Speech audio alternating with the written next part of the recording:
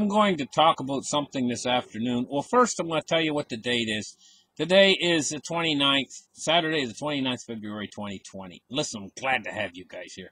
I'm going to talk about something that is very foreign to us as a species. We are social. Social distancing. But there does come times when social distancing is actually an antisocial behavior is actually appropriate. And this is one of those times in human history. And I know these times are rare, but this is a time where it's appropriate. And so this is what I'm going to talk about. First off, I don't know your situations in life. It's much easier if you're either a small family or a single person to socially distance yourself from others. But if you're living in a larger family, you know, it might be appropriate at this time to have actually a family meeting and talk about social distancing for all the members of the family. And what this basically includes is look at your schedule and try to avoid situations that's going to put you where there is close proximity to a lot of other people, especially people you don't know. Like, you know, situations that would put you in crowds is something that you need to avoid. So have a family discussion and talk to your family members and ask them specifically during the family discussion what aspects of your life in particular would make it so that you would be closely associating with crowds of other people. Like, say your daughter, is she going to go to a concert? You know? Maybe, you know, one of these concerts where they're all packed in there and they're doing the mosh thing or whatever, you know, they do where they all jump into the crowd and all that, you know? Like, should you just maybe go ahead and skip that concert this week? Or what crowds are certain members of your family going to be when they're having to go into a crowd? Should they maybe just skip whatever they're going to do where they're going to be in a crowded space with other people? Because that's the primary way that you're putting yourself in danger in this weird situation. We're all in, this is a weird situation.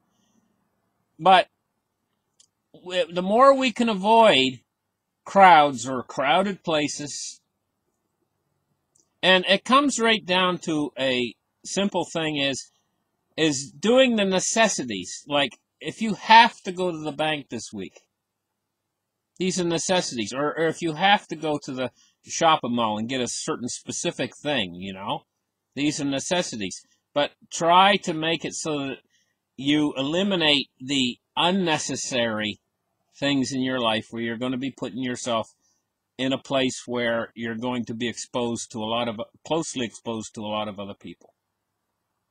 Try to go through your schedule and find these things and try to eliminate as many of them as you can. That's first. Now, when you do have to go out, like say you got to go and buy a steak, you know, well, think to yourself, this local store over here might be mostly empty of people. Now, I might pay $1 or $2 more for the steak, but if I go into that shopping center, I know it's always packed with people. It might be better to buy the $2 more expensive steak and only come in proximity of 2 or 3 people, rather than go to the crowded shopping mall where you're going to come in close proximity with, say, 100 people. So, if you come in close proximity with only 2 people, is much better than coming in close proximity with 100 different people. This is all part of social distancing. Now there's more. One of the primary ways this virus finds its way to people is from your hands. Now, you don't carry a sink attached to your hip where you can wash your hands everywhere, right? And so there's times when you are out, and say you go out to buy that steak, and you go into the store or whatever to buy that steak, scan around you. Look around you. Look where the people are. And listen. Use your ears. Start to use your ears. Listen to see if they're coughing. Listen to see if they're sneezing. Listen to see if they clear their throat and it sounds like their chest is congested. Listen. Use your ears. If somebody's coughing their head off and you walk in there to buy that steak, turn right around on your ankle and walk right out the door. There's no harm in that. There's nobody saying, hey, you got to go in there and you got to get close to that person that's coughing their head off. There's nobody that says you have to do that. You can turn right around and walk the other way as fast as you come in. Now, there's one other thing I want to talk about in this. Your hands. You don't carry a sink attached to your hip. So, what you do is when you're out, sometimes you just can't find a place to actually stick your hands under a sink and give them a thorough washing. When you're in that condition, consider your hands to be contaminated. Pretend you just dipped your hands in something that is extremely vulgar and extremely smelly. Just pretend in your mind and pretend that contamination is all over your hands and you do not want to get it in your mouth, your eyes, your ears, anywhere around your face. Keep your hands down. Be aware of your hands. Be aware of where your hands are. Be aware that they're not going to touch your face for that period of time when you're out to get something. Right? Keep your hands down and now it's a good idea to, in your car, to have either a bottle of alcohol or a bottle of 3% hydrogen peroxide. Now just remember not to leave it on your hands very long. If you learn how, you can buy these bottles of either isopropyl alcohol or 3% hydrogen peroxide. One or the other. Both are disinfectants. If you learn how, you can crack the top. Just give it a little crack.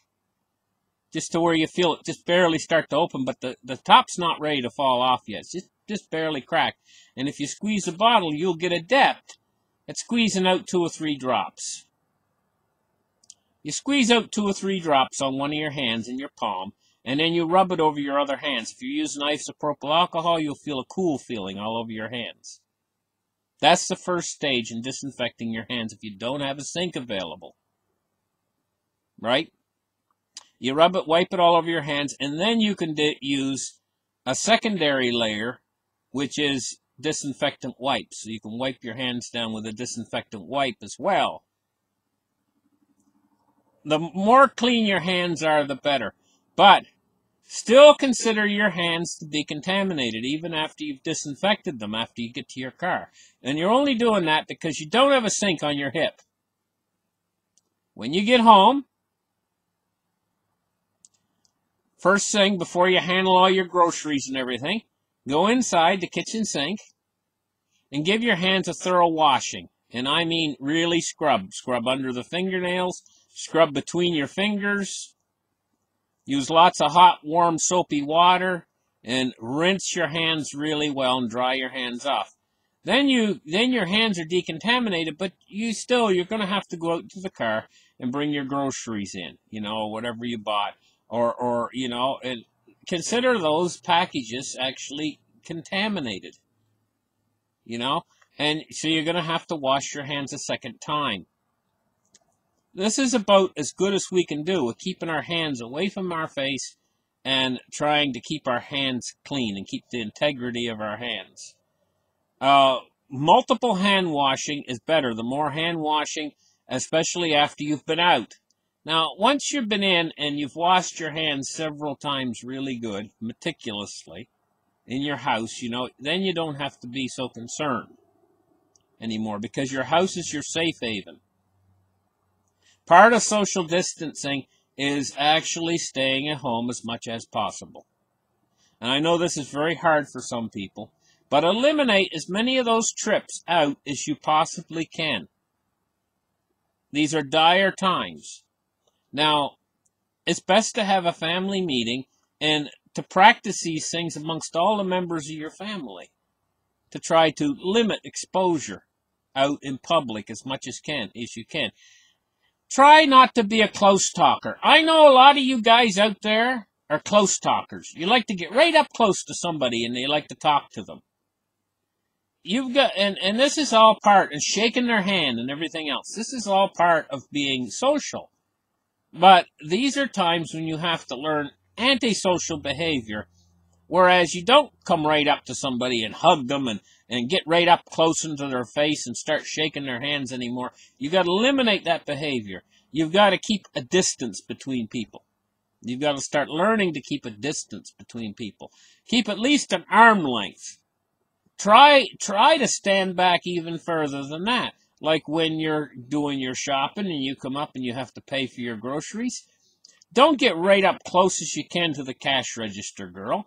Try to stand back an extra couple feet, you know? Try to do that with everyone you meet.